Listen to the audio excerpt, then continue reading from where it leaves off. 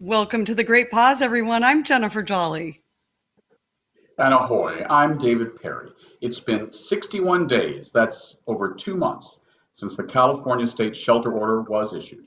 We're glad to have you with us. How is it that it has been 2 months already, David? I was going to say how time has flown by, but honestly, it hasn't. I feel like it's been much longer than that, at least 20 years. But onward and upward. We have a great show lined up for you this week with helpful information for small businesses, plans to bring back tourism, fantastic fun for kids and families, and technology that will help keep us safe as we begin to venture out from our homes. Yeah, I like to say that this is the period where we go from the great pause into the hope for great recovery. And it's been a very big week in California, especially for small business. This is the week for the first time that some retail outlets have been able to open and do curbside delivery. And of course, keep in mind, all social distancing guidelines still have to stay in place. Wear a mask whenever you go into a public place and always have one ready when you're outdoors. Like Scarlett O'Hara always carried a handkerchief, you always now have to carry a mask. And keep that 6-foot distance from others. Wash your hands frequently, especially when you come in from the outside. Jen? You know, David, with all of these weeks of social distancing, it's sometimes really hard to remember that we are a part of a much larger community. Our next guest, however, she doesn't forget about that. She is the CEO of one company that helps build our very communities, starting with the people who live next door. Joining us from her home office in Marin is Sarah Friar, CEO of Nextdoor.com. Hi, Sarah. Hi, Jennifer. Thanks for having me on. Thank you. Thank you so much for joining us. It's been such a crazy busy time, and I know you have not had a great pause. You have been busier than ever, namely with a project called Neighbors Helping Neighbors, a partnership with Walmart. Let's start there. Tell me, what is this? How does it work? Sure. So, one of the first things we saw on our platform as the crisis hit was neighbors saying, "How can I help?" And it was a beautiful thing. In fact, we saw the willingness to give help almost double from March into April. In fact, the number of times help is mentioned is up 262%. Walmart came to us and said, one of the things we're finding in a pandemic is an essential worker, beyond being the doctor or the nurse, is also the grocery clerk. And getting your groceries is an essential service. They wanted to make sure that neighbors were there for each other. And so what I've seen in my neighborhood is elderly people reaching out and saying, "Hey, I'd love someone to go pick up a prescription for me," or "I'd love someone to go to Walmart and pick up some disinfectant for me." And Walmart just wanted to make that easier. So we did a campaign with them, both in a product we called our Help Map. So hopefully all of you out there have already put your hand up to offer help, and you show up in the local Nextdoor Help Map. And they also created those Walmart groups where you can say, "Hey, I'm going to Walmart. What can I pick up for you?" And one of the first people that said something was a vet who staying at home.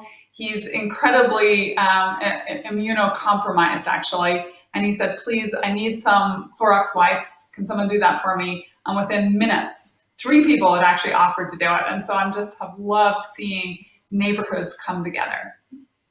I noticed that same thing. I'm a big user of Nextdoor, and one of the first things I noticed within the first week or so of shelter in place was the best of humanity all around me, kind of bubbling up and surfacing to the top, which we often see in a crisis, but we don't often see it outside of our own windows on such a local level. Tell me a little bit more about a story that stood out to you. Have you been a part of Neighbors Helping Neighbors yourself? Yeah, so actually my favorite story locally, we have a group, a help group here in Marin called the Good Fairy Group. And it sprung up almost immediately, exactly as you said. And now we have this incredible person who matches you to someone to help. So I actually have someone I help. I've gone to Costco and got a prescription for her. I've gone to CVS and got a prescription for her. And actually, as I walked out through, I brought some Hershey's Kisses because I was like, everybody needs a little chocolate in their life too. But on that very group, I've seen things like a single mom. Her son had an 11-year-old birthday, She felt really sad. She was like, I've been working so hard. I haven't been able to do anything for him. And the Good Fairy group managed to organize 5 or 6 people just to give them a call and wish him, sing happy birthday down the phone line. And in fact, they even organized pizza. And so we see the whole gamut, right? It's the elderly, it's the vulnerable, it's the young kids who might need someone to do a little kind of virtual babysitting. It's the whole thing. And of course, mask making and mask distribution has been massive just here in my neighborhood. And this is just me and Marin, but we see it across the Bay Area. It's incredibly uplifting. One of the things that I saw recently via Nextdoor was a 5th grader having a birthday, sheltering in place with some immunocompromised people in the house. About 100 people drove by, honked their horns, held signs. It makes me cry just thinking about it. And I love that. And some people will complain about Nextdoor. They'll say it's a bunch of busybodies. That's not my experience. I know people tend to complain about it that way, but it seems like you guys as a tech company have really been very careful to moderate and make sure that things stay really positive. How do you do that? Yeah, so we've really tried to just generally, even without a crisis, make sure we're kind of rising to the moment. So our purpose at Nextdoor is to cultivate a kinder world where everyone has a neighborhood to rely on. So you're right that first and foremost, we do try to help moderate content. So when we see conversations get heated, particularly if a post is coming, we actually put in place something called Kindness Reminder.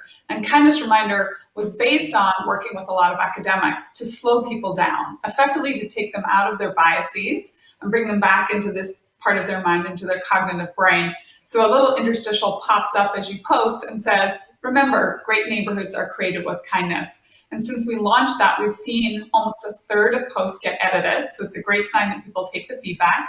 And we see Kindness Reminder being fired less often. So it's actually starting to norm people around what's a better way to respond to your neighbors. I mean, beyond that, Nextdoor is a very open, transparent platform, right? So you're a real person at a real address, you've been verified, you post with your name and often your picture, and we think a lot of that goes a long way to make sure you're not in a zone where there's bots or where there's people who can say things with kind of no ramifications. So generally, we think that helps with a much better tone. And then finally, just during COVID-19, we took that same technology and turned it into a prompt to remind people to just check what was the source of their information. We find neighbors want to give their neighbors great tips and tricks, but we also want to make sure it's coming from kind of a basis of science, particularly when you're talking about something like a coronavirus. And so that's another place where we've used that same technology during the crisis to quickly make sure people have the most accurate, but also the most real-time information. And by the way, a lot of our public agencies are right there with us. So Governor Newsom, Mayor Breed in San Francisco, I get on there every day to see what the Marin Health and Human Services group is telling me is the next thing that I need to be aware of in the county. Well, how do you think then that this pandemic, these times we're living through and rising to, especially with leadership and technology, how do you think this will change the future of technology? So it's something I ask my team all the time. Let's think about the new normal that's coming. What are the emergent themes? Because I think in the beginning, people were more in the mindset of like, how do we get us back to what it used to be like? Like, how do we get back to normal? And I think to not take advantage of a crisis would be a shame, right? Think about really big crises in our world, like World War II created a whole new world order. Things like the civil rights movement, right, created a whole new way to think about our race relations.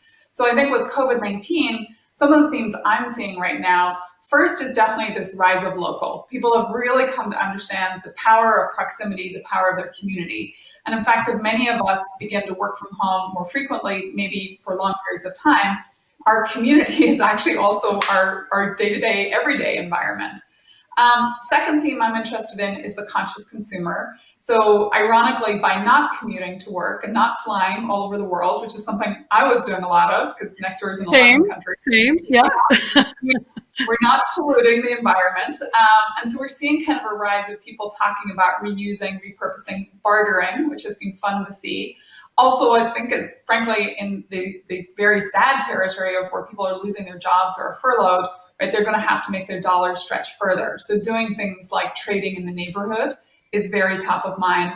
And then the third theme, the final theme that I'm thinking a lot about is also this idea of holistic wellness.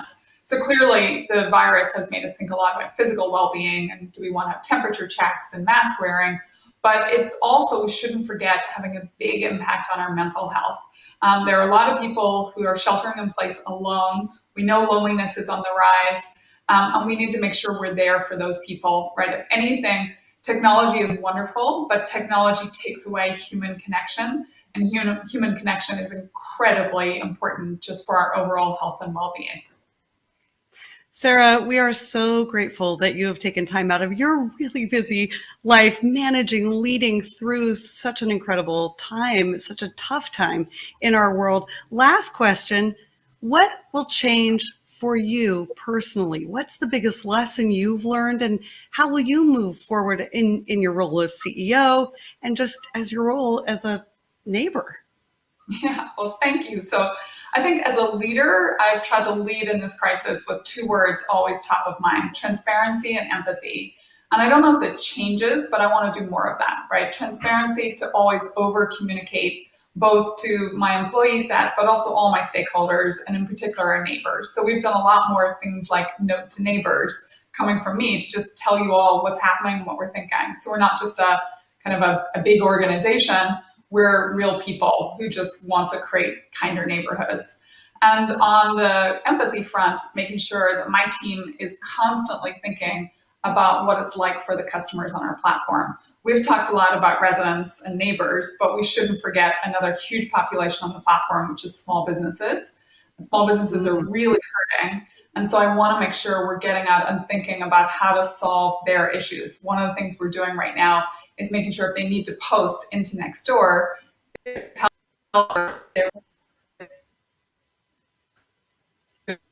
delivery, right? All of those things, we want to get that message and connect that small business. So that's probably the biggest change.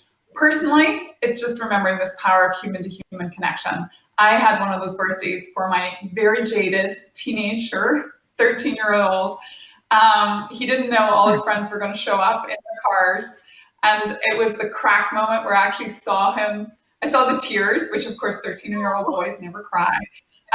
But it had me welling up, and I realized just how much we're all missing that actual just personalness. And so it's learning to put my phone down, put away technology, and invest in the people around me more.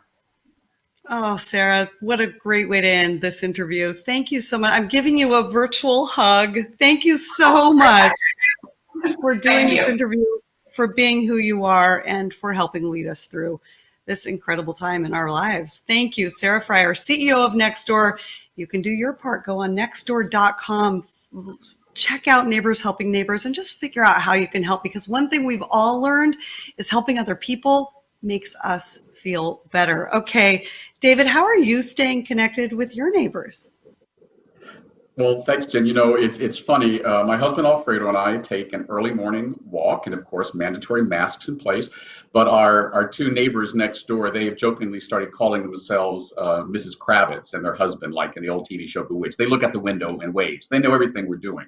But I have to admit, this week I actually should have called Nextdoor. I discovered a whole new neighborhood thing: black market hairstylists. I was talking on the phone to a friend of mine, let's call her Wendy, and I was telling her that my hair was beginning to look a little Leif Garrett, you know, all messy and whatnot. And she said, "Oh, I've got someone for you." I said, "Well, no, we're not allowed to have haircuts yet." She said, "No, I'm going to have someone call you." So this phone call came in, didn't know the number. I answered, and I said, "Hello." She said, "Hi, I'm Wendy's friend." I said, "Yeah." She said, "Well, I understand you need a haircut." And I said, "Well, yes, but we're not allowed yet." She said, "Well, if you come over to my garage, I'll let you in the side and I'll cut your hair." And I have to admit, I was tempted for a second, but I said, no, we have to follow the state mandates. We're following the laws. Haircuts are in phase 576 in a few weeks or so. So I had to turn her down. But I remember thinking, like, bartering for a haircut, it sounded kind of like a drug deal. It does sound kind of like a drug deal. Who knew it would take a pandemic to make haircuts and hairstylists like the most coveted job in the world? I have my own kind of black market product here, and it's similar to what you're talking about. Let's see, can you see that? Turn it. I always turn this stuff the Yes. wrong way.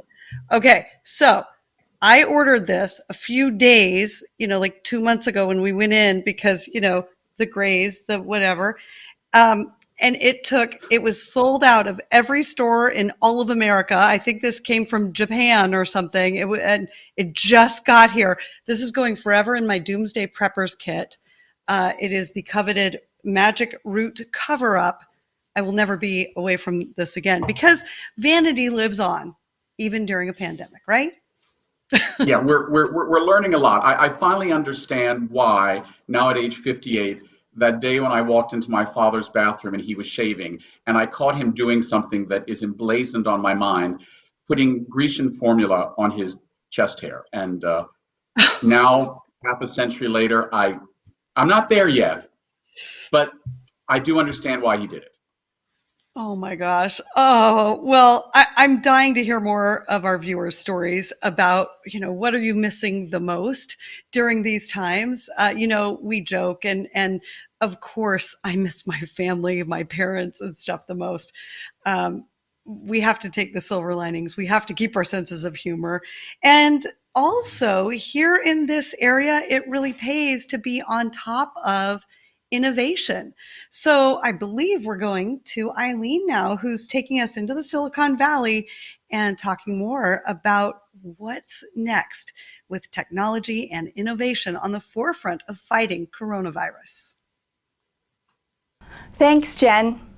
In order for us to reopen businesses and the economy, health experts say that we need science and data. We need testing and contact tracing.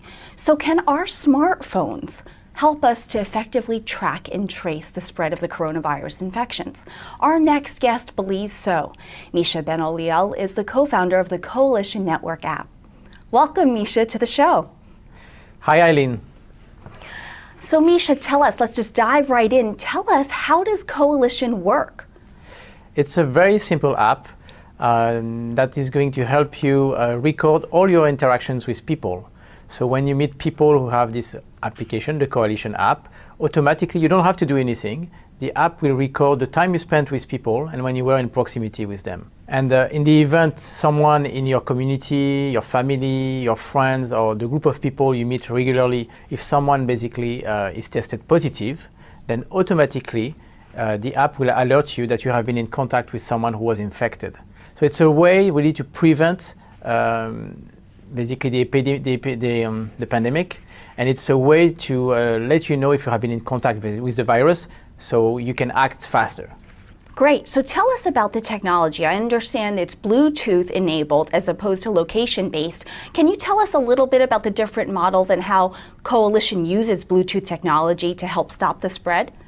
So when you launch the app, each time you encounter someone, it will exchange an anonymous random identity with the other phone, and that information gets stored on your phone and stays on your phone with the time you spend with that person. So no information leaves your phone. So with Bluetooth tracing technology, that information stays with you.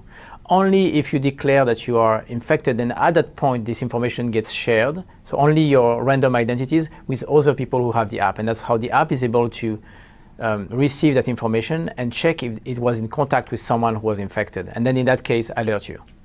Okay, that's great. Now tell us about the accuracy of this Bluetooth technology. How close do you need to be to someone, or how long do you need to spend time with them? Like if you're in the grocery store, how long before the technology can make a connection?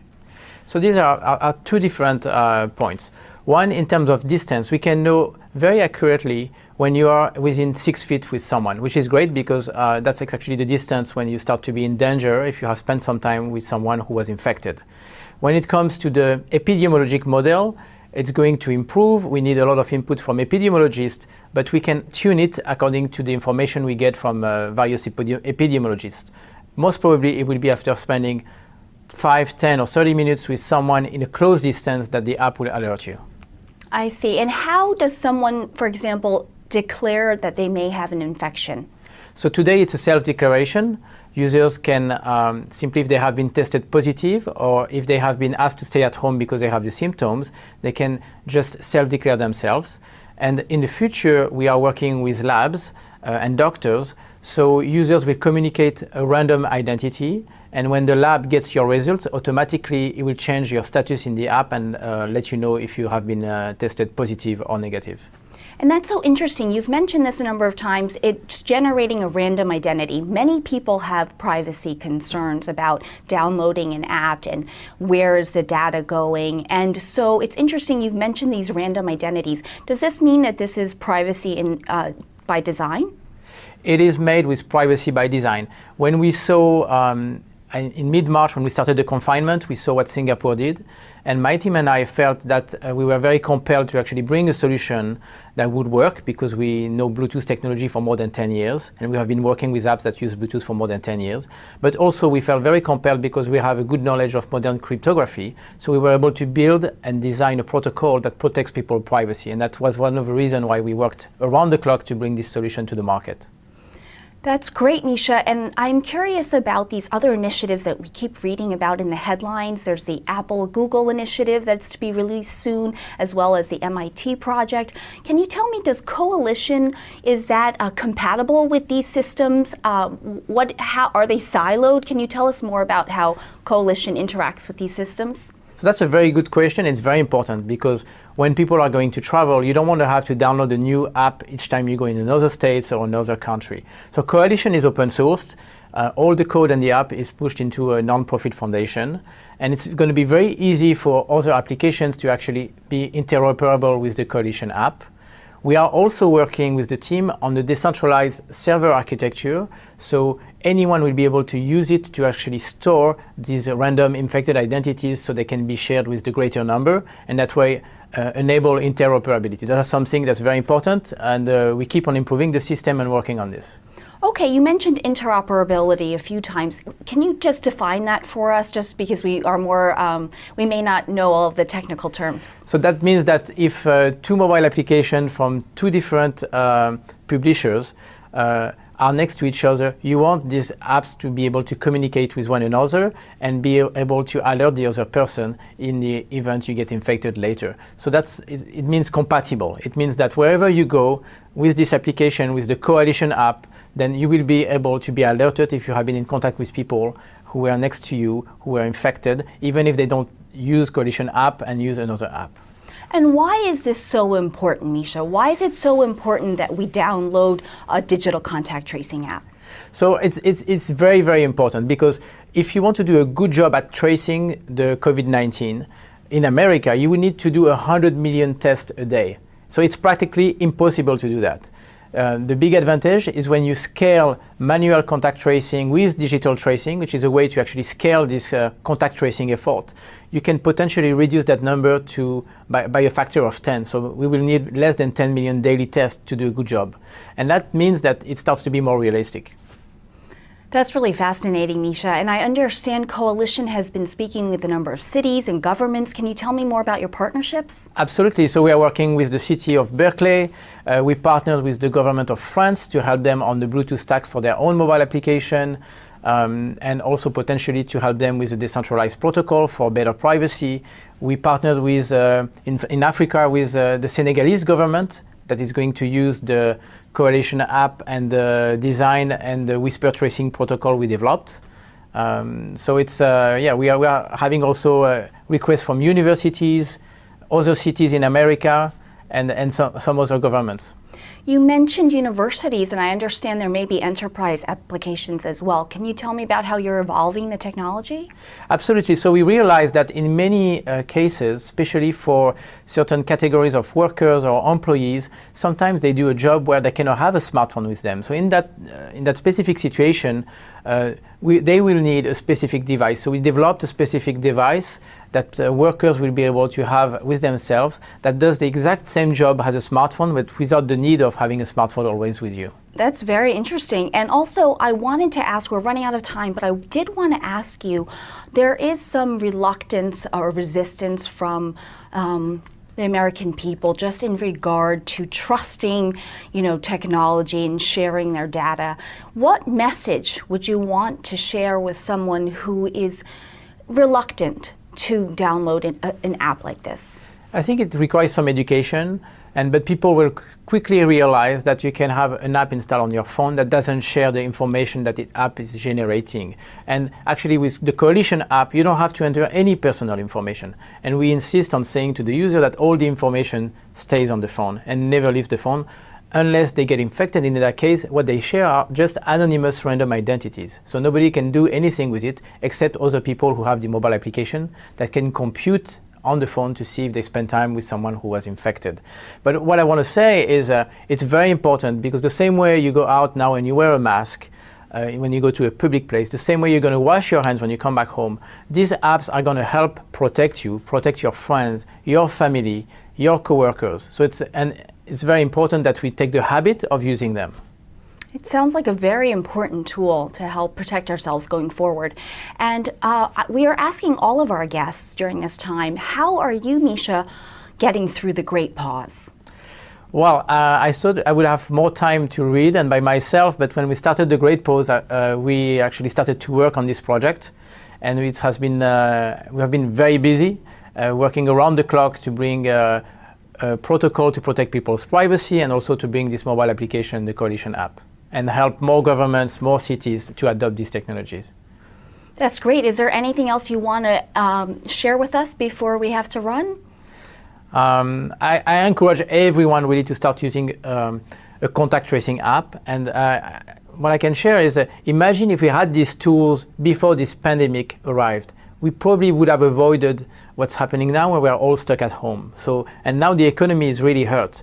And with these tools, we can avoid that to happen again in the future. Well, thank you so much for joining us, Micha. We really appreciate your educating us on how your technology works and all of your hard work. Thank you again for joining us. Thank you, Eileen. Thank you again for joining us, Micha. Now back to you, Jen. All right. Thanks so much, Eileen. If you would like to download that contact tracing app, it's Coalition. It's available now in the Google Play Store, coming soon to Apple's App Store. Another community all around us that's been hit super hard by this pandemic is our restaurant community. David takes more on that. One. Exactly, Jen. I mean, the restaurant industry in San Francisco is known all around the world, not only for incredibly creative cuisine, but just, of course, as one of the backbones of our small business community. So to hear how that community has been impacted, we have with us today Laurie Thomas, Executive Director of the Golden Gate Restaurant Association. Laurie, welcome to The Great Pause. Thank you, and I'm happy to be here. Now, I understand that in addition to being a restaurant owner yourself, you have two. You've been on the board of the Golden Gate Restaurant Association for over a decade, but you stepped into this new role as Executive Director. Well, your timing was either really good or really a challenge. January, just before all this struck. Yeah, it's been quite the roller coaster ride. I'm happy I could be here at this time, because I think the combination of having the business owner, restaurant owner experience combined with my interest for many years in public policy has enabled us to sort of be able to try to add value and help both our members and work with the city on trying to see what we can do to help provide relief. Right. So let's get to the numbers right away. How many restaurants are there in San Francisco, and how many of them are members of the Golden Gate Restaurant Association, which is itself a nonprofit service organization, correct? Correct. It's a trade organization. It's a 501c6. Yeah. So the numbers are moving around, as you could expect. At the end of 2019, by the number of permits, now I'm talking about brick and mortar restaurants here. That doesn't include like mobile food trucks or commissaries. Brick and mortar restaurants in 2019 were about 3,900 per the permits. I am sitting on the San Francisco Recovery Task Force, and the numbers we saw a couple of weeks ago from the chief economist, he thought the numbers were closer to 3,654 restaurants. So there could have been a little bit of a drop off in the first part of the year. So it's somewhere in that range, 3,600 to 3,900. And we represent, I wish we represented more, and hopefully we will after all of this, if everybody can survive. We represent probably about 800 restaurants. But again, we've opened up the membership, we've opened up the Facebook. We're just trying to communicate and work with anybody who needs it.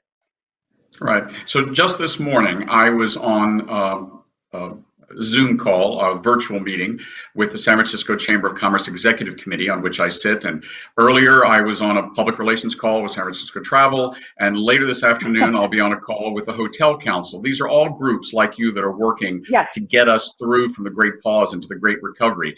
All three of those calls I mentioned were very sobering.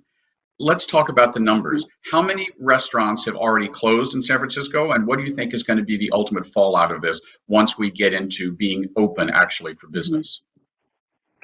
So, I wish we had more accurate numbers. We just did a poll. We're working on the results now. It's hard to even get, everybody to respond. I'm concerned that we probably have a closure rate of around 20 to 30%. Somewhere in there based on some numbers I've seen. I keep hearing from people who closed their businesses. Somebody sent me an email last night and told me that they made that decision, unfortunately. So I'm thinking probably 20 to 25%. But again, I can't give you hard numbers on all of that. I think you've heard me say before that I'm very concerned that maybe 50% won't be able to reopen or might reopen and then have to close in a couple of months. I will say that, for those of us that can get some sort of a relief from the government, the probability of staying open is higher, of course. So we will see. We've seen numbers between 30% from the CRA about estimated closures over a month ago. We've also seen the James Beard Foundation show a much higher probability of closures in New York City. Of course, they were struck harder than us. So we will see, but I wouldn't be surprised if it doesn't sort of net out around 50%. But again, it's going to really depend on what happens with the new HOPE Act that Speaker Pelosi's putting forth and with what happens, whether or not people actually get some of the aid that they're still applying for. Right, so I'm going to ask you now to switch hats. Talk to me as a restaurant owner. You own 2 restaurants. Are they open? Yeah. Are they doing curbside? No. Are you going to be able to survive? What is it like for you personally as a restaurant entrepreneur? Yeah, so we have 2 small restaurants. One's been around for 23 years, Rose's Cafe in Cow Hollow, and the other one is Terzo. It's been around for 14 years. Together, they employ about 60 employees, some part-time, of course, not all full-time. On the evening on March 16th, we did not open for dinner service. We laid off, furloughed basically all the staff, paid out all of the accrued San Francisco sick pay, all the vacation, and all of the pay the next day. We've been in contact with them. We just distributed checks from our super generous friends, family, and neighbors for the GoFundMe campaigns to give checks to everybody. And we couldn't really do to-go delivery. It was never really a component of our business. People would order and pick stuff up, but we did very little business to go at either restaurant. The food just doesn't really travel that well. So we just financially couldn't do it. The fixed costs were too high. We would have been bleeding more cash. As it is, I owe vendors, I owe the landlords, and I'm trying to financially figure out what can work. I am waiting for a refund through the employee retention credit. Have not seen that yet. That was supposed to have come by now. It hasn't. So I'm a little concerned. Mm-hmm, mm-hmm. I mean, the goal is to open right now. The goal is to I'm sorry, I didn't mean to interrupt. Yeah. So when you do reopen, what is that going to look like physically? How is your restaurant going to look different than it did before COVID hit? And in general, what are other restaurants going to look like? Yeah, so we don't really know all the answers yet. We're trying to work closely with the folks in the city of San Francisco, much more so than the state. The state put forth, as you saw, Governor Newsom, a lot of guidance that can be used statewide, but we're really looking for take our cues from the city and county of San Francisco on what happens when we reopen. There will be things, of course, like you guys have all heard about, social distancing, whether or not we'll be able to how many people will be able to seat by running the math. We anticipate that that's going to look like 30 to 40% of capacity, probably closer to 30%, particularly if the bar areas are unable to be seated. That everybody will probably have personal protective equipment on, maybe even the customers, if they're not actually physically eating or drinking. Tablecloths, things that you would normally see preset, won't be able to be preset. People have gloves on. Hopefully we can see it outside. That might help a lot with the capacity of adding, additional covers and getting more revenue. But it's very concerning. We need to be aware of the safety of our guests and the safety of our staff, and we want to still make sure that we can have an open, welcoming experience. And a lot of us are a little concerned how that's going to come down. Yeah, what are you most concerned about vis-a-vis that the people won't come back, or that they'll come back and feel like, well, boy, this isn't the joyous restaurant space I knew before. This is something entirely different. I think it's both. I think we unfortunately, I think what we have to do to provide the safety is going to take away from the experience. But we're super adaptable as humans. I think we can adapt to that. I think what we need to be sure is we can be safe. I think the harder question is, can the businesses survive economically? We're not like the federal government. We can't run a deficit. If we don't have cash, we can't make payroll. Yeah, that's the biggest problem, I think. Yeah, we've only got a couple minutes left. Mm-hmm. I'd like to end on an optimistic note, because I know when we started, you said ultimately you're optimistic, and I like to say I'm a pragmatic optimist. What signs of optimism do you see for what's going on now, and what do you think will come? I mean, San Francisco is a vaunted restaurant town. We got to have our restaurants open. Yeah, well, I will say again what I've been saying before. It's been amazing to meet and work with everybody and develop much closer friendships with everybody across the spectrum, from the city to the private sector and to all of our colleagues in the hospitality industry. So that has been amazing. The restaurant community has really banded together. There's been a lot of coalitions. I've talked to people I have never spoken to before in the past couple of months. So there are a lot of really smart, passionate people that are trying to solve these problems. And I want to say, as long as we keep an open dialogue and we involve the business owners in the discussions with the guidelines to make sure that they're realistic, they're doable, they're enforceable, I hope that we get to a much better outcome. And I think that in the city of San Francisco, we've done a phenomenal job staying ahead of it. And I think everybody's desire is not to see a spike or a regress. So there is, right, intelligence and understanding and patience on our side here. Well, thank you for your leadership. I know, like many San Franciscans, I'm looking forward to my first brunch. It's going to be at Catch, my first lunch at Hayes Street Grill, and my first dinner at China Live. And I promise I'll add your restaurants to the list. Yeah, just a you few come seconds. to Church Rose's Cafe. I'll be there. Just a few seconds left. What advice would you like to give to your fellow restaurant owners in San Francisco? I think just stay in touch and communicate and ask for help. Don't be afraid to ask for help. There's stuff that you learn every day talking to somebody. You might not know about it. Somebody might have heard about it.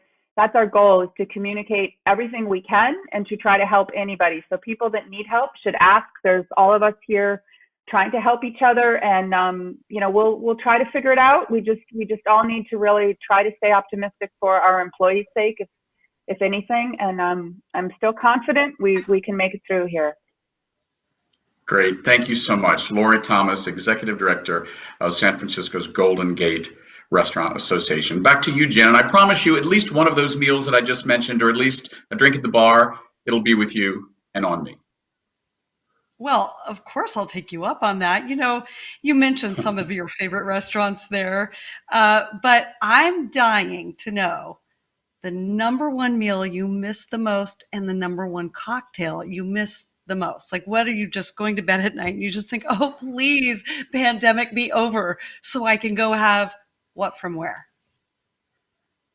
Wow. Well, the drink is easy. Martini for me is a celebratory drink. So I want a big, wonderful martini, probably at House of Shields, which is my favorite bar in San Francisco, because just drinks, no TV, nothing against what you and I doing now.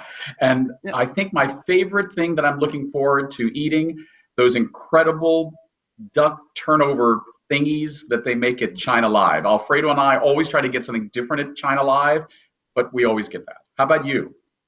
Oh, you know what I miss? I miss a glass of champagne sitting out on a little curbside table at a little wine bar. They do champagne, they do wine, and then they just do appetizers. They do some cheese, charcuterie plates at a place called Ordinaire. It's on Grand Avenue over on this side of the bridge in Oakland.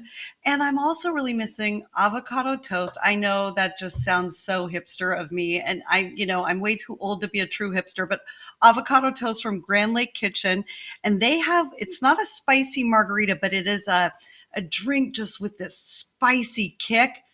No matter how hard I try to make it here at home, I just can't.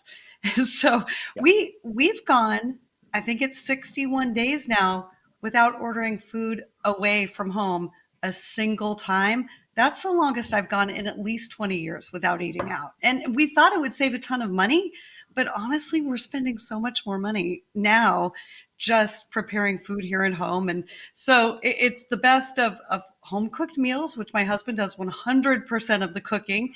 My family won't even let me cook because we'd all just expire from it. It wouldn't even be like poisonous or anything. It just tastes so bad. So it's the best of home cooked meals, but I'm really missing just being out and about and having those wonderful foods and drinks. Yeah, you don't want me to cook either. I always tell Alfredo I make two things: coffee in the morning and reservations. So you really don't want me in the kitchen. And trust me, Alfredo doesn't want me in the kitchen either. So it's good. Actually, we've spent less because we're eating at home, and now actually we're getting a little bit more exercise. Maybe I would get to the gym 2 or 3 times a week, but now I'm walking every day. I think that's one of the things that's going to come out of this. Even with eating out at some fabulous restaurants again in San Francisco, I've got the walking thing down. Oh man, I love you so much, David, but I'm so jealous because, okay, we've spent more on groceries, and my husband, Roddy, my daughter, Geneva, is home from college, doing college from home. There's only 3 of us here. I don't know how we're putting away so much food, but then there's this big joke about COVID-19. It's like the freshman 15. I am just eating my fears and anxiety and frustration. And, I'm exactly the opposite. So I love you. And yet I also sort of hate you because you're living this healthy life. And here I am just looking for that next thing to shove in my mouth. It's terrible. Yeah, but I will never be accused of being hip unless it's in some time travel show about the 60s or 70s when I had big hair. And, I'm going to send you later. Maybe we can post it for next week's show. There have been these wonderful parodies online done to ABBA songs, and one of them is called The Quarantina, and it's these 4 fabulous ladies in Australia, and they talk about just eating everything in sight. So they're with you, and it's really funny. I'll send it to you later, and hopefully maybe they can play it next week on The Great Pause. Oh my gosh, I was looking around to what's within reach to grab, and there's some bananas that don't look so great over there and some onions, and that's about it. And I'm not going to go for them. I'm not that desperate yet. Let's go on to our next guest, our next guest, who David has. And this is someone playing a key role in San Francisco's recovery from shutdown. If it's not restaurants, let me guess, it's travel. David? Well, of course, San Francisco's best known and biggest economic driver as a business is the tourism industry. And certainly there is no greater cheerleader for San Francisco than its official cheerleader-in-chief, as I call him, Joe D'Alessandro, President and CEO of San Francisco Travel. Joe, welcome to The Great Pause. Hey, David, how are you doing? I'm fine. So before we get into it, let me ask you, where were you when you first heard about San Francisco's shelter-in-place orders, and what was your first thought? So I was actually in my office, heard on the mayor's announcement. We had already been kind of warned about it with the state of emergency being called on the 25th of February. So, and we were watching what was happening in the rest of the world. I was paying close attention to what was going on in Italy because I have a lot of family there, and they had already been in sheltered in place aggressively for a couple of weeks before that. So we had a sense it was coming, and we took immediate action by preparing our offices and making sure our staff were safe, and closing down in-office operations and transferring to mobile operations to continue our work of making San Francisco a desirable destination to go to, even if you can't come to it today. Mm-hmm. So, Joe, let's get right to the economic fallout of COVID-19. How bad a hit is this for San Francisco's much vaunted tourism industry? And with that as the bad news, how long do you think it will be before we begin to crawl out of it? Not even finish crawling out of it, before we begin to crawl out. So it has been devastating. Nothing we've ever seen before in the history of modern travel and tourism has impacted not only tourism in San Francisco, but global tourism the way COVID-19 has. In fact, already the U.S. Travel Association is saying that the economic impacts of this is 9 times worse than it was for after 9/11. And it's going on, and it's having a very long effect. You know, we don't anticipate seeing much recovery until maybe mid to late summer, early fall, and that's just the beginning. As you said, this is going to take a very, very long time to come out from. And we're anticipating that we won't see levels that we saw and enjoyed in 2019 until maybe as late as 2023 or 2024. So this recovery from this is going to take a very long time. Right, and what are some of the variables? I mean, I'm a great believer in optimism. I like to call it pragmatic optimism. San Francisco is a brand known around the world, you know, year after year voted one of the top destinations internationally. When we go to Europe, I mean, we have friends in Italy and family in Spain. They may not know about other cities, but they know about San Francisco. Do you think that that affection for San Francisco will maybe help spur a little bit of a quicker restart? Absolutely. You know, the people from around the world, when you ask about images of the United States and things that are iconic images of the United States, the top 2 that always come up are the Statue of Liberty and the Golden Gate Bridge. San Francisco has been seen around the world in countless movies and TV shows. Stories have been written about San Francisco. The iconic images of the hills and the parks and the green and the water and everything like that. But most importantly, people are intrigued by the lifestyle of San Franciscans, the DNA that makes San Francisco so very different than the rest of the United States and frankly the rest of the world. Last year, about 64% of all of our tourism spending in San Francisco were by international visitors, the largest percentage of any major city in the country. So the international market is incredibly important for us, and that's the one that we're afraid is going to take the longest to come back from. We're going to need to start seeing lists of travel bans that are right now global. There's a lot of places that you can't leave the country. A lot of countries you can't come to North America, can't come to the United States. Until those start to lift, until we get air service back, a lot of the air service that we've had have been canceled. So it's going to take a while for us to see that growth in international travel coming back to San Francisco. So what our strategy is really going to be is for the next few months and maybe even a couple of years, really focus on the region, on California and the West, and then the rest of the country, and then ultimately globally again once travel starts happening. Right, so I guess it's what they call in the business the drive market. How important is the drive market going to be to San Francisco, and how do you shift to make that the emphasis for San Francisco Travel's marketing, or has it always been an emphasis? It's always been important. There's no question about it. Southern California is our top market. Also in Northern California, you have metropolitan areas like Sacramento or other cities in the Central Valley that are very important for us.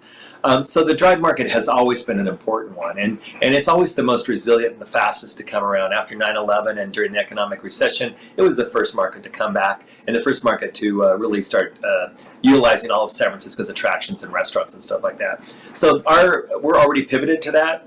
Luckily today, with the way we market globally, with a lot of social media and other things, you can change your focus relatively quickly.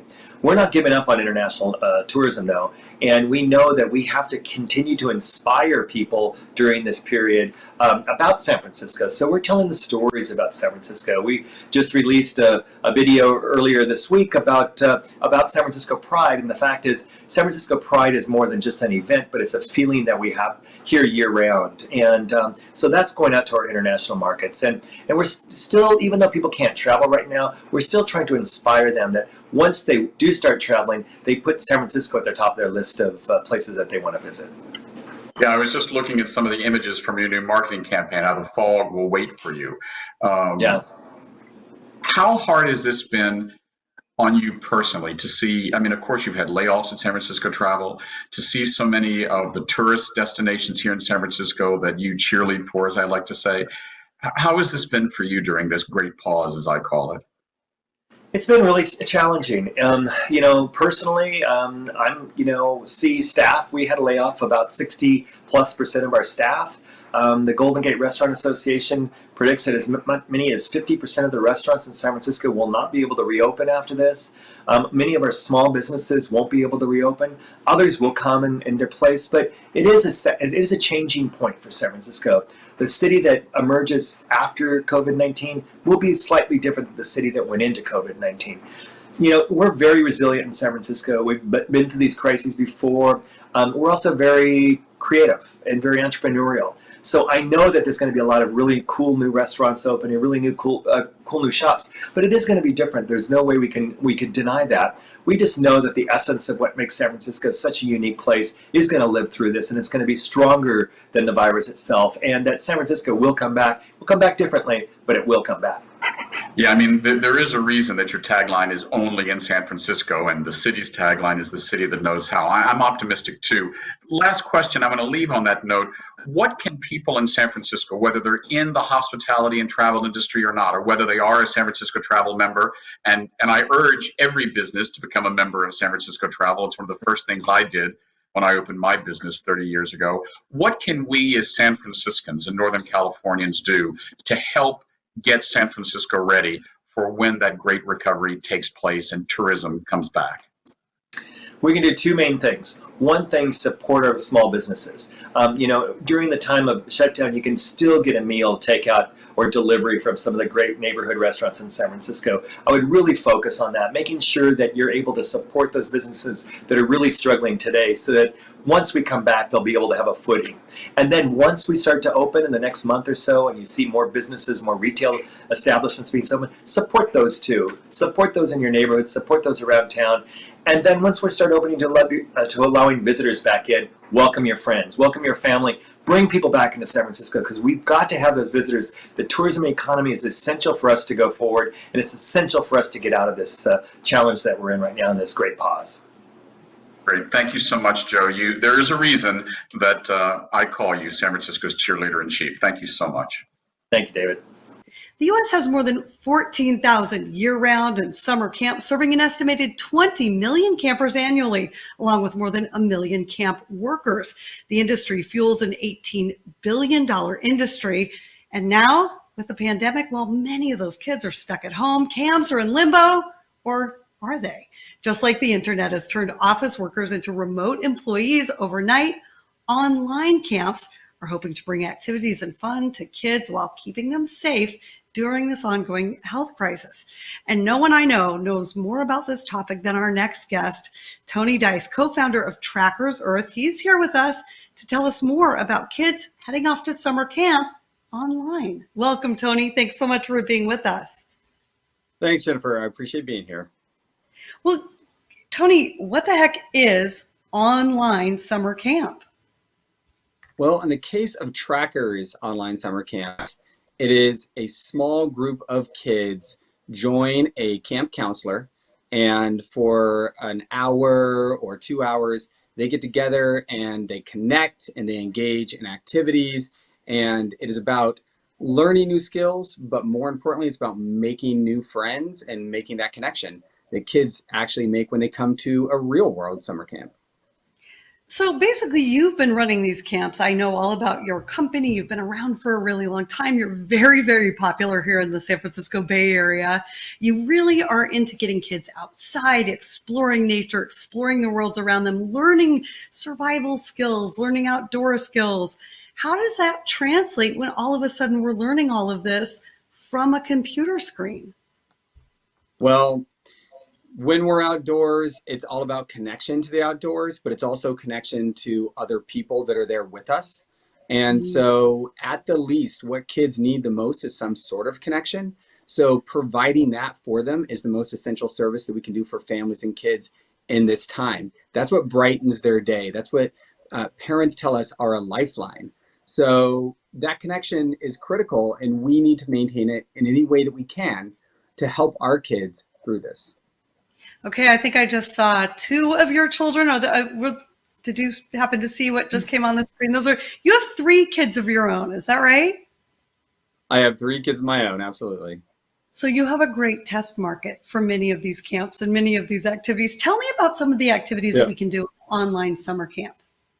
Well, you can actually learn to carve with parents there in the room. And that's actually, in a way, a class for both kids and parents. But there are also programs where kids can actually just be autonomous. And so there's a role-playing game camp where kids build a story and create a story together. And there's a lot of skills built in there, from team building to leadership to imaginative play and development creativity, and all the way to cooking in the kitchen with our cowboy Sam and his chuck wagon. They are making dandelion fritters, which my kids actually made the other day, and bannock bread and pantry pancakes and all kinds of things. So, and of course, they learn to clean up after they're done too. I mean, that alone is worth the price of admission. Speaking of the price of admission, what do these summer camps run in terms of cost? How do parents find out more about them? And then, is this something that has to be done at the same time every day? Just give me a little more of the details about it here. Well, you could spend anywhere from $5 in tuition for a 30-minute martial arts class to $23 for a 2-hour live session where the instructor is out at one of our private wilderness sites, and you're kind of walking through with them, helping make decisions for a wilderness survival class. And so it runs the gamut. But the way we try to schedule things is that there's something for every kid every hour of the day. And that's our goal. So parents actually can flex what they choose and what programs they choose to their schedule. And if you want to figure out more, we kind of like arrange our website almost like a TV guide in a way. So there's something on our different channels every hour, every moment. And there's an instructor there behind that channel, a real live person. Well, what I think is really cool, I did, of course, my homework on your company. And what I think is really neat is that it is the actual guides, the actual counselors. You've background checked them, you've vetted them. These are veteran in this whole guide and camp industry. So they really understand how to engage with kids. And I feel like so many of my friends who are parents are just thinking, whew, did I ever need a little bit of a break? And that is a part that you mentioned too. It's not necessarily completely hands-off for parents. You have what I'm calling a kind of a review. I'm taking a peek at it here. You say hands-on, phones on. Tell me a little bit more about that kind of rating system for parental involvement. It depends on the skill that the child's working with or the program that they're in. So a phone on would be a program like our Farm Live, where we basically walk around our farm and they meet the animals and they ask different questions about the animals. And we try to get really close up with donkeys and chickens and turkeys. And that doesn't really need a parent supervision. The most important thing for us is the kids stay engaged and connected. So maybe we might text a parent during that time and say, hey, Billy might need some attention, some technology help with the iPad. And then with ears or eyes on, it's like cooking. You can be in the same room. You really don't need to help them out, but there are things that, like working with the stove, that children might be familiar with, but a parent stepping in once in a while and being there more promptly is very useful. And then hands-on is those moments where we want a child and a parent to learn together, like our wood carving courses, where their kids are actually learning to carve at home with an actual knife, with instructors that have done this for years and years and years with kids.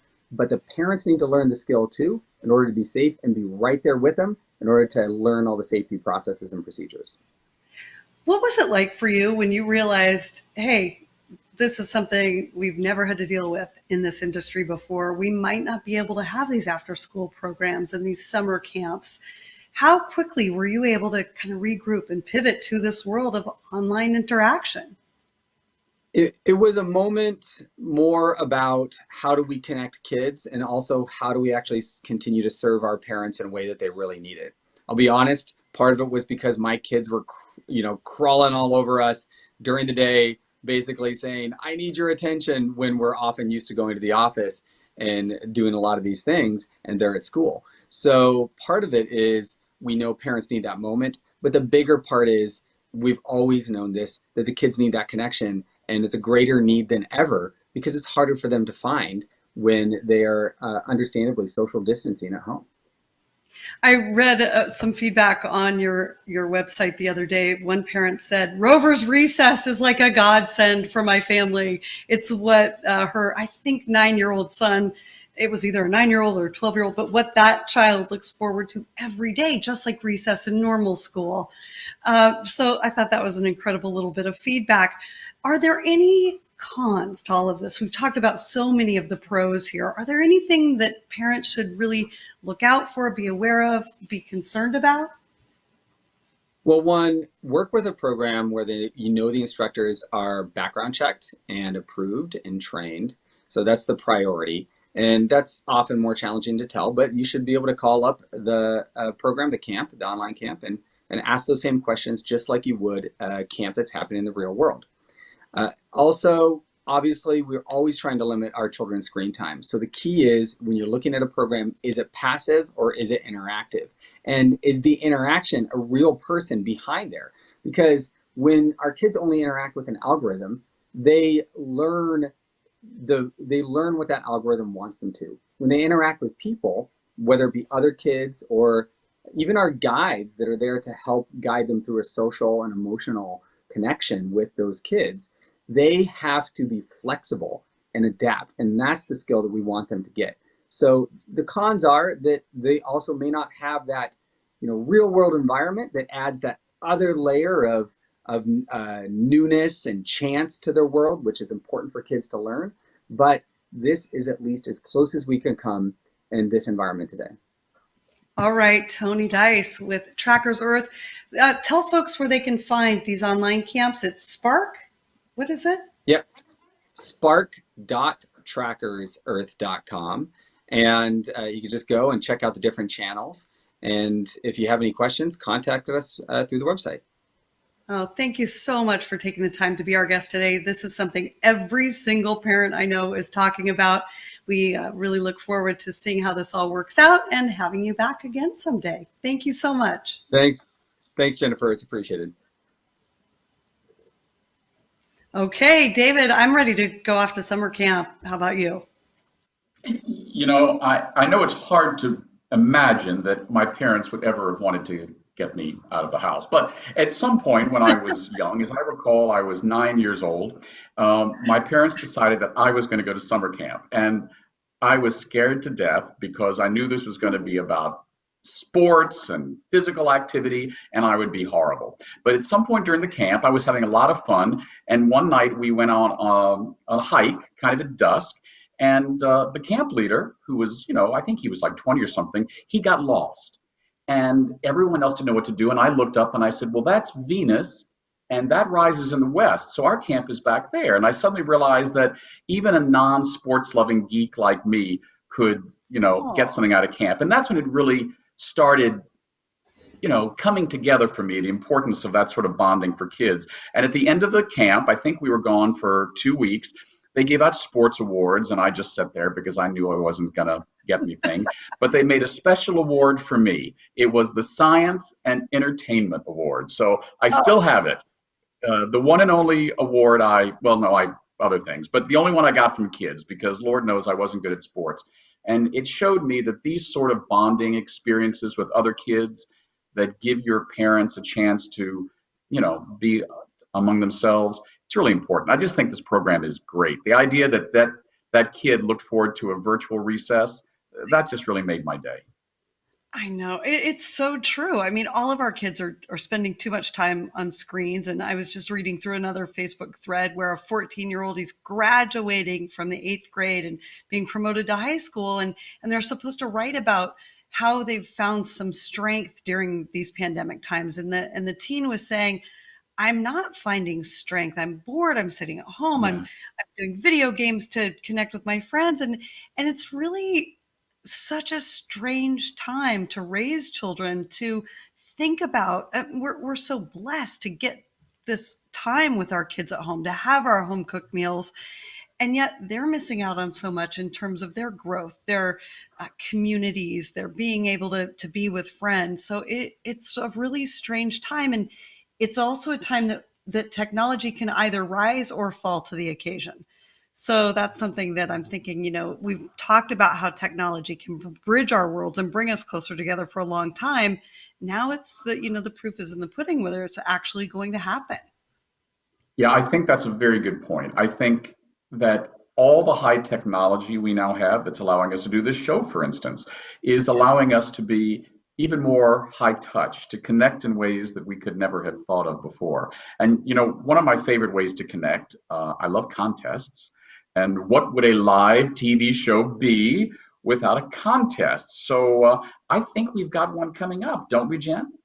We absolutely do. It's a contest, a chance for you, everyone watching, everyone who watches this live or who watches the streaming show. You can win your very own $400 workstation. It's called the Edge Desk. I first reviewed this just after it was a wildly successful Kickstarter campaign, and I called it the MacGyver style Edge Desk. It's one compact piece of furniture that transforms into whatever you need. So that might be a sit-down desk, a chair, a standing desk, even an art-friendly easel. I called it I'm reading my own article. It's the Murphy bed it's the Murphy bed of desks, made for productivity, everything you could ever want and need, and it tucks away in an instant. I, of course, have one, and I roll it outside to work in my backyard. My daughter takes it into her room when she just needs a little getaway from all the, noise. It's hard to imagine that she would ever have to get away from the sound of my voice, but she does. And you can win it. All you have to do is send us a photo of your home work environment, and the worse, the better. We want to see that you really, really need our help in creating a private, safe, sane, ergonomically friendly workspace. Send it to what you just saw on the screen. It's the Great Pause at beyondpix.com, and we'll announce the winner. This is a prize worth $400. It can save your back, your eye strain, all the other things. And I understand now that there is another part of this community that can help in a time of need, since this is a show all about finding ways to help within our community. We are going to a small business segment, I think. So during COVID-19, there's been a lot of attention on the plight of small business. Our next guest is someone who has devoted his entire career, and especially the last few weeks, to helping small businesses get through this. Please welcome Paul Pendergast. Paul, welcome to The Great Pause. Thanks so much, David, and great to see you. You too. We both have had a long career here in San Francisco in the Bay Area. Over 30 years, I believe we've known each other. For our viewers, give us a little bit of your background. And specifically, I know you were involved with the GGBA and a lot of other groups, specifically helping the LGBT small business community. Sure. So I was president of the Golden Business Association, which is the world's first LGBT chamber of commerce, back in 1994. Went away to do some other things, then came back. And I serve currently on the California Small Business Roundtable. I've been a past president of the San Francisco Small Business Network. So yes, my passion and really my love of life is working with small businesses. And of course, these past 8 weeks have been an absolute horrific experience in having to reform and adapt and pivot in order to really stay afloat. So it has been a remarkable past 8 weeks. Paul, people sometimes say to me, David, you always seem to be so perky and optimistic, but I think you've got that over me. I notice that even when you're talking about this, you still have an optimistic veneer. You're still smiling. How have you kept yourself optimistic in the face of what is going on with COVID-19? And then I want to talk about what you've been doing for small business. Well, I think, as entrepreneurs, I think we are optimistic. We know that we have been through a lot in the past. The LGBT community, we've gone through the AIDS and HIV epidemic. We have been through life and death situations from a community perspective. But, I really am continually empowered by the sheer brilliance and fortitude that I see in small businesses, from retail to restaurant owners, professional services to construction contractors. So it's easy for me to keep empowered when I'm surrounded by these people who really show amazing grit. Now, in about 8 weeks or 9, whatever years we're in, are small businesses feeling less panicked? Are they getting the loans? Are they feeling like they're going to be able to retain their clients? Is there more justifiable optimism than there was a few weeks ago? Well, let's put small businesses in buckets. Those who received the federal loans through the stimulus package, those who did receive the loans, they are feeling a little bit more easy to breathe. But those who were not successful in that process show a significant amount of stress currently. If you were a well-connected, if you knew your banker, you were probably in pretty good shape in regards to getting your application through either the Payment Protection Program or the EIDL program. But if you were a small business who was not participating and didn't have a connection to a banker, then of course you were, and you may still be, in dire straits and not able to really get your application in, not to get it approved. So you're sitting there with a bank account which is drying up or has dried out. So you either have your loan or you don't have your loan. And that's really what is causing a great amount of stress throughout California right now. So, I mean, I hate to say this, but does sometimes it come down to who you know? I believe that I go back to the haves and have-nots. I think it's, for many minority contractors, which might be, women-owned businesses, African-American, Asian-American, whatever, they may not be really well connected to their banker. And, what's the first rule in business? Know your banker, know your lawyer, and know your accountant. And make sure you have good people on all three fronts. Well, a lot of people were traditionally using, their banks, and they would just, use the teller. They didn't really have somebody they could call up, and that especially at the larger banks. But what we saw happen here in California was a lot of the smaller banks were much more successful in getting the small business loan applications through the program far quicker than some of our large brand name banks that one would have thought would have been our trusted friends. But the small community banks really helped those businesses, and California is so diverse. We really have so many amazing businesses that are underrepresented. So, hats off to those smaller community-based banks who really stepped up when some of the larger banks were having significant challenges. In our last few minutes, give us some advice. You're a small business person, you haven't gotten your PPP loan, and you don't know what to do. Or you have gotten your PPP loan, but it's not going to take you through what the total recovery time is going to be. In general, what advice do you give to the small business community in California, which I know you're passionate about and which is, after all, the backbone of our economy? And how long do you think it's going to be before we get to normalcy? And what does that look like in your opinion? Okay, so first off, for those who have gotten their loans, so we now have, tens of thousands of small businesses in California who have received a loan from the stimulus package. People, you must be very careful if you want to get the loan forgiveness approved.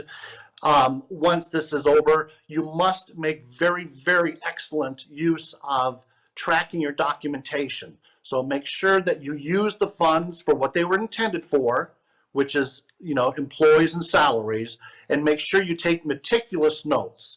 So if you want to have that loan forgiven, make sure you take very close notes, work with your CPA, and so forth.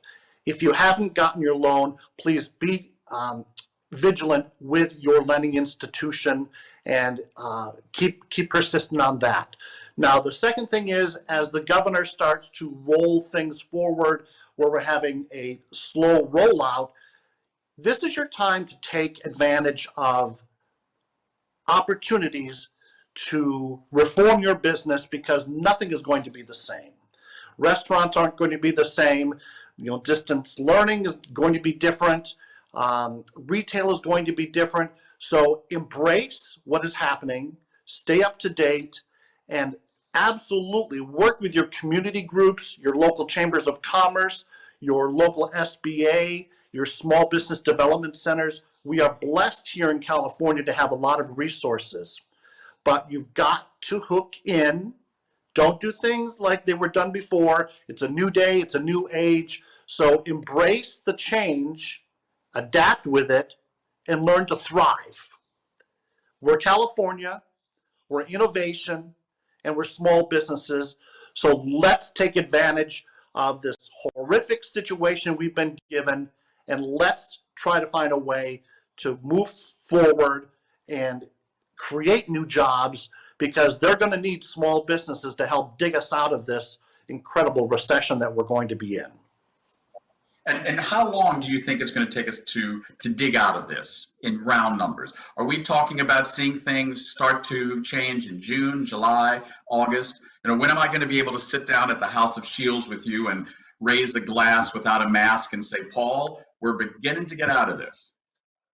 I've heard many, many very smart people who are great economists, and even they aren't giving any projections. I believe that we're going to see a shift here later this month as the governor starts to relax some of the shelter in place, and then individual counties, individual cities. I don't believe we're going to be out of this until August or September of this year at the top end. And I think it's going to be well into next year that we are going to see any true stabilization from a small business perspective. So we got to be in this for the long haul, David. So, Paul, in closing, what would be your overall advice to small business in California during this period? Optimistic? I think we should be very optimistic here in California. We're the world's 5th largest economy. We're going to bounce back from this. We're going to be successful. It'll take time, but we're going to be successful. Great. Thank you, Paul. I'm glad to see there's someone as parentally optimistic as you, because as me, I should say, and that's you. We're going to need it. Thank you, Paul, for speaking to us, but also thank you for your ongoing work on behalf of the small business community here in California, and specifically also the minority, women-owned business, and LGBTQ businesses as well. Keep on keeping on. We have a person here who's from one of the most critical pillars of our entire community. It is a building that has existed in San Francisco since 1878. And David, that's a little longer than you've been around San Francisco, right? So please help me welcome Jamie Wong from the San Francisco Public Library. Jamie, thank you so much for being with us. Jennifer, it's so wonderful to join you today. Thank you for having me on. Okay, everything shuts down except the library. The library stays open, not the doors, but you're still helping the public, probably now more than ever, because so many people are stuck at home. Tell me a little bit about what the library has done to pivot to people checking out books and movies to really helping people stay connected during this pandemic. Jennifer, that's such a great question. So I would say that there are two different sort of branches of efforts that we've made.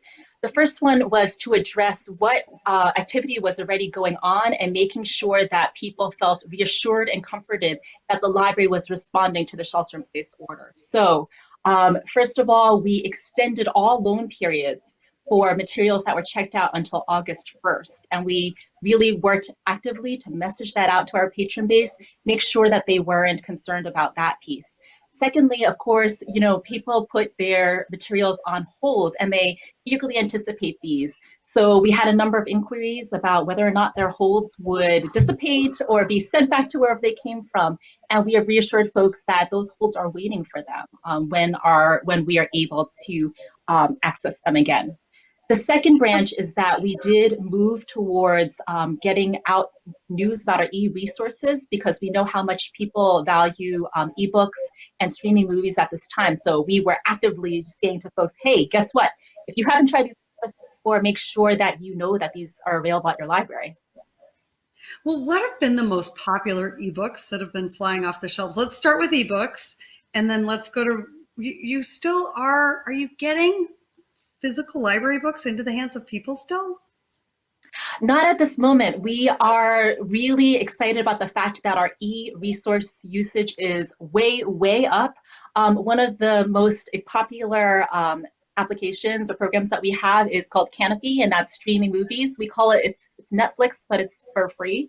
And absolutely, yes, it is. It really has a lot of spectacular quality programming.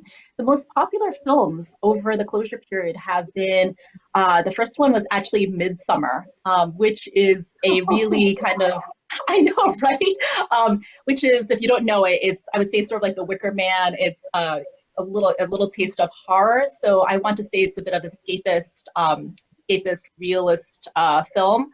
Also, The Last Black Man in San Francisco was really popular on Canopy, Lady Bird, and The Farewell. So a lot of really great award-winning films that are available for free streaming.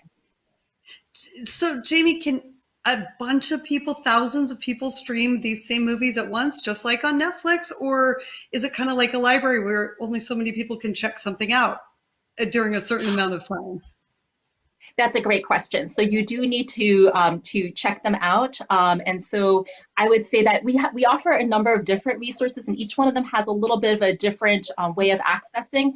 So we have Canopy, we have a service called Hoopla, and for ebooks we have Overdrive, and there's all sorts of ways that you can kind of check out a book or check it out virtually.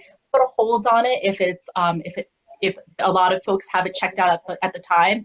And then again, it's kind of like you're eagerly awaiting for your physical materials to come in. Jennifer, I realized that you asked about some, oh, sorry. Oh no, I was going to say, is that for movies or books or both? For books, you do check them out you can check them out and put them on hold. And but again, it depends on the platform. We do have one platform called Hoopla, and that actually has no waits, no holds. If you find a title available on Hoopla that you want, and they have books and movies, it's just, you can access it right there and then. So we do have a one-stop shop, our online catalog. If you go in and you look up a title that you're looking for, your favorite movie or a book that you really want to read, basically it will tell you about the availability and whether you can get it right then and there. The gist is you don't have to spend a fortune downloading things on Apple or any of the other audiobook sites. You can actually get them for free, especially during these times. That's such a big help to so many people. Do you need a library card? Absolutely. So the great thing about the library is that one of the first things that we did was ask ourselves, can we issue library cards to people who want to take out our e-resources during this time, who did not have a library card prior to the shelter-in-place order? So during regular business operating hours, you could apply online, but you need to come into a physical location in order to activate your card. I see that the SFPL website is up right now. If you see that button that says sign up for fast access to digital resources, SF residents can click on that and apply for a temporary digital access card, and you will be approved and you can start to access your e-resources. And it's an amazing thing. Upwards of 4,000 people have applied for temporary digital access cards since we closed. So we know that the desire is out there, and we know that we're serving a population that hadn't really completely tapped into our resources prior to the closure. I've seen on my own social media and just in talking with members of my own family that reading is back. You know, we have more time. We don't have to spend time in traffic now that we used to. And we're all looking for that next great book, it seems like. So that seems like one of those little silver linings, having more time to read. In terms of you know, there's the audiobook, so you're streaming that audio. You can listen to it anytime, day or night. But actually getting that book, even if it is an ebook, what has been the longest waiting list in terms of, is there one book that just everyone wants to read and they have to wait for? What's that one that has the longest waiting? And then what are the top 5 after that? So that is a great question. The book that was really the all-time favorite hit of 2019 and is still one of the top most circulated titles in our system is unsurprisingly, Becoming, Michelle Obama's memoir, which you really just had, you just had to get on that waiting list last year, and it would come to you. But the suspense was building up. It's still on our top 10 list of titles that are being checked out. And other popular titles, I would say, are similarly high impact, really thoughtful pieces. Educated, the memoir by Tara Westover from a few years ago, is still actually trending for us. Yeah. I would also say that children's titles have really seen a huge spike as well over this period. I think that caregivers, families, parents are really just looking for media for their kids, and they just can't get enough. So we've seen a lot of usage around that. One of my favorite things with my own daughter was a smaller child. She's 19 now, so I don't read to her as much as I used to. But one of our favorite things, especially when I was a single mom, was that my mom or dad, one of her grandparents, would call from Alaska. They live in Alaska. We live in Oakland. And they would read to her over the phone. Well, now a lot of kids are having their grandparents do that over video chat. Tell me a little bit more about the family programs and how you're really getting families involved in the world of the library, books, and reading together. Jennifer, I am so glad you asked that question because earlier you had asked what were some new things that we were doing at the library during the shelter-in-place period to support our family communities. So one of the first things that we did was get underway a digital storytime series. It's called Sweet Stories at SFPL, and we kicked it off with a reading from Mayor London Breed, which was fantastic. So she is available if you want the mayor to come and do a story time at your very house, you can. And subsequently, we've also had our city librarian and many of our incredible, talented youth librarians read picture books. And what's fantastic is that they really emphasize early literacy skills. They talk, they basically sing songs, they do finger plays. We have a person who was librarian, and many of our incredible, talented youth librarians read picture books. And what's fantastic is that they really emphasize early literacy skills. They talk, they basically sing songs, they do finger plays, and they read the books. So I've just heard real heartwarming feedback about these videos and how much families depend on them. They air every single day at 2 p.m. on our Instagram TV, and we also offer them on our YouTube channel. So they are also, you can kind of roll them out if you want to binge story time. You can do that. I'm in 4 o'clock every hour binging story time right before my nap, my cookie, my milk, and my nap. I love that. It's fantastic. Yes. Jamie, before we let you go, what one thing about this pandemic, this shelter in place, has really stuck with you, will stay with you, maybe a silver lining? What's been a surprise for you after all of this? I would say that we prize the library as being a place that groups can come and they can congregate and they can meet and learn something new. And we have been pivoting so that we can offer this same kinds of meeting place and educational resources online. So we're looking forward to the summer where we are going to be offering our Summer Stride program. We'll be using a new a new tracking a device online called Beanstack, so both can participate in that. And we're also looking into doing digital programming. We're using Zoom to provide career and job resources like how to use LinkedIn, language learning resources. So that should all be available online. So even though people right now can't come into our physical locations, we're saying, hey, you're at home, you can still come to our library virtually, and we welcome you in. We miss you, and we want you to, we want you to feel supported by us at this time. The library might not be open, but it's still wide open. Thank you so much. Jamie Wong, San Francisco Public Library. I think that my co-host David and I should volunteer to read books. I don't know if anyone wants us in their house reading a book, but why not, right? And it's in your house virtually, by the way. Let's not get any wrong ideas there. David, would you just help me out here? Listen, first of all, I have to say, I thought that you just photobombing yourself during the interview, wow, that was an amazing moment of technology. I just have to give it to you. That was great. She's upset at me. I'm in trouble. No, I'm not upset. Was I wiping lipstick off my teeth? I mean, it's live. And everyone who knows me knows that that's just such a Jen moment. Like, of course that's going to happen.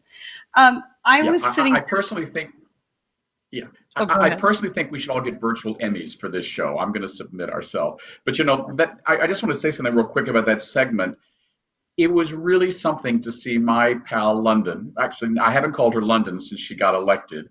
When she was board president, I was able to call her Madam President. I know she got a kick out of that. And now, since I'm very old-fashioned and we do work with the mayor's office, I always refer to her as Madam Mayor. And I really have to tip my hat to her in all seriousness. Finding time to connect with every age level of San Francisco citizens and take time to read to our young people.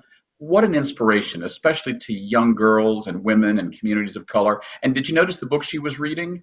How to Be a Good Citizen. I mean, she's just really something. I just think that's great. Well, my daughter was just in the kitchen. I'm just outside of my kitchen here in my house, and she was in the kitchen listening to that interview. And she said, well, you know that she went to UC Davis, right? She's a UC Davis alum, and that's where my daughter goes to school. So, woo, shout out to UC Davis alum. I was wondering during that interview, David, if you could have one person, anyone in the whole wide world, read any book to you, who would it be? What would it be? I think it would be Armistead Maupin, who's a friend and author of the Tales of the City, the San Francisco books. Have him read to me Letter to Mama, which was a very incredible part of his first Tales of the City books. And actually, you can listen to Armistead Maupin read live. He's actually in London now, but I think it's at 10 o'clock every morning, California time. You can hear Armistead Maupin, probably one of San Francisco's most famous authors, still read to you every day. I've actually done it several times during this shelter at home. Incredible.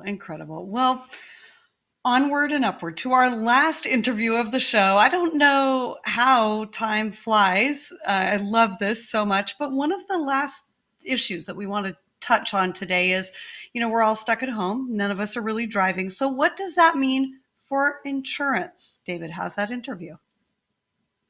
Thanks, Jen. There's been a joke going around the internet since the COVID-19 crisis started saying, my car used to get 8 miles to the gallon, but now it's getting 8 weeks to the gallon. And of course, in every bit of humor, there's a little bit of truth. Certainly, driving habits in California, all over the country, all over the world have changed. And a lot of people have questions about what that means for their insurance. So we decided to bring in an industry leader. So please welcome my guest, Joe Volponi, President and CEO of the California-based California Casualty. Joe, welcome to the show. Thank you, David. It's nice to be here, and thanks for the opportunity to be with you and discuss the impact of the COVID-19 crisis on the industry. Thanks very much. Stating the obvious, there has never been anything like COVID-19, but there have been other crises and other even pandemics. What is the closest that you have come to as an insurance industry leader dealing with something like this? Well, you're right. Over the course of the last 100 years or so, there have been a number of significant world events that have impacted the insurance industry in a variety of ways. If you think of World War I, or the Spanish flu pandemic in 1918, or the Great Depression, or World War II, all of those had an impact on the insurance industry. But more recently, the financial crisis in 2008 that had a big spike in unemployment, had a prolonged impact on driving activity and subsequent accident rates. And certainly in the COVID-19 crisis that we're going through right now, there's no question that accidents have dropped in the short run, but How long those will last and the impact, the ultimate impact, is really unknown. If there's a prolonged, period where people are afraid to get on airplanes or reluctant to take public transportation, we could see an actual increase in driving activity. It's interesting. I've been seeing all these TV ads about driving patterns and whatnot from some of the big players, but if I'm not mistaken, California Casualty has a very specific niche. You work with what has been called recently our first responders, a lot of people who are out there now helping the rest of us through COVID-19. How is your client base unique or different from some of the others, and how does that impact what you do? Yeah, that's right, David. We've been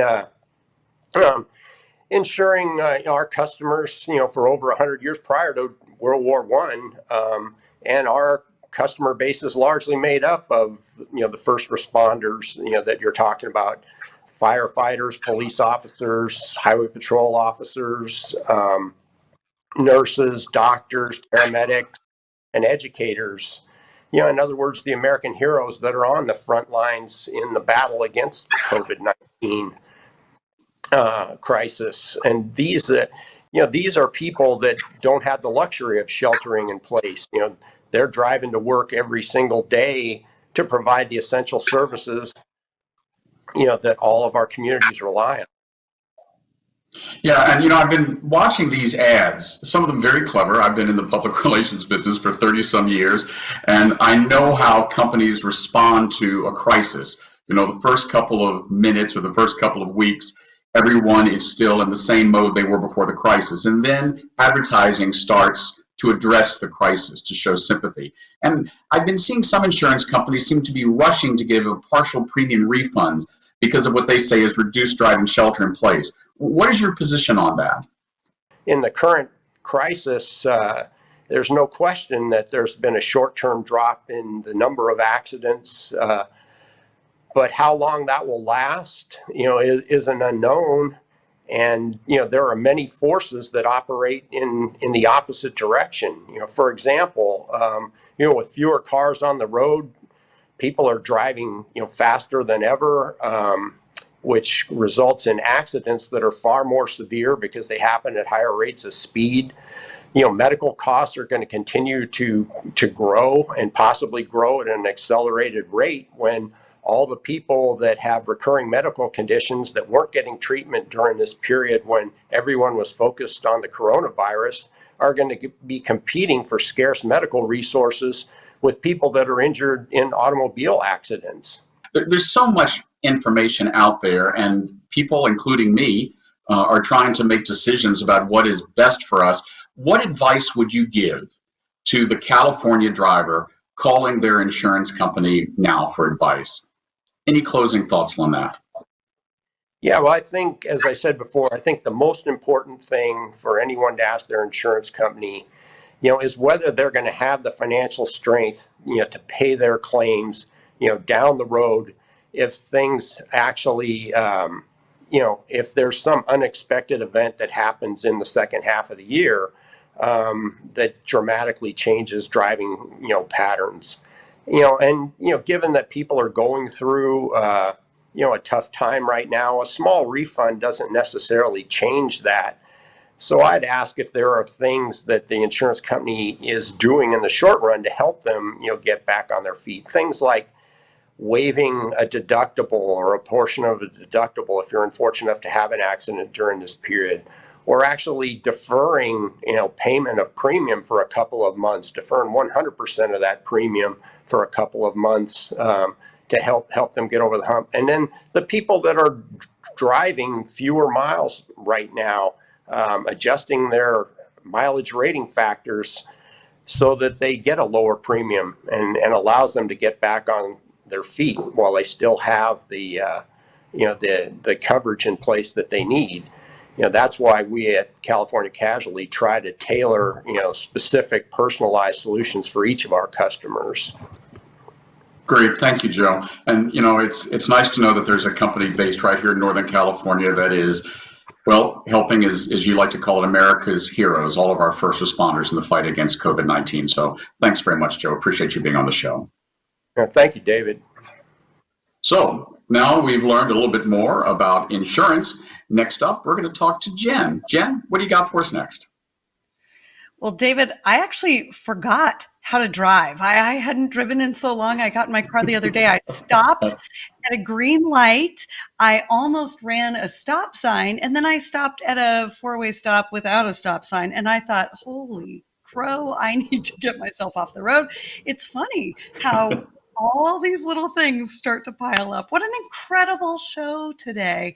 Such an amazing experience to hear from all of those incredible people in our own community. It was, and, as you know, I quote my grandmother a lot, and I just tell you, she would have said, working with you, Jen, is just more fun than any one person should be allowed to have. So I really mean it. I do want to end the show on a little celebratory note. Every day is someone's birthday. Bless your heart. That's right. If I say it to you, I really mean it. There are two San Francisco icons that are celebrating birthdays today. One, age 36, Mark Zuckerberg's birthday today. He turned 36. And someone that I have come to know well over the last few years, the creator of American Graffiti and Star Wars, George Lucas, is celebrating his 76th birthday today. So there you go. My little Star Wars thing. He's saying hi. It's backward from the direction you think it should be. I have to take a page out of the weathercasters every time. People who do the weather. I know. I keep trying to hold it up. I do that all the time. I know. There we go. Oh, yeah. Well, I live in West Oakland, and I see all of the big forklifts that inspired a lot of the different animation in the early Star Wars movies. So happy birthday, George and Mark. And happy, I'm not sure which episode, 4th, 5th episode this is for us. Can't wait to see you all back here, same time next week. We are talking entertainment, one of the biggest draws to live in the Bay Area next week. And don't forget, if you have the worst at-home workspace, snap a photo of it and send it to us at TheGreatPause at beyondpix.com, and you could win a $400 Edge desk. These are one of the hottest gadgets of the pandemic. One of the biggest winners. I just did a big story on the winners and losers in technology of the pandemic.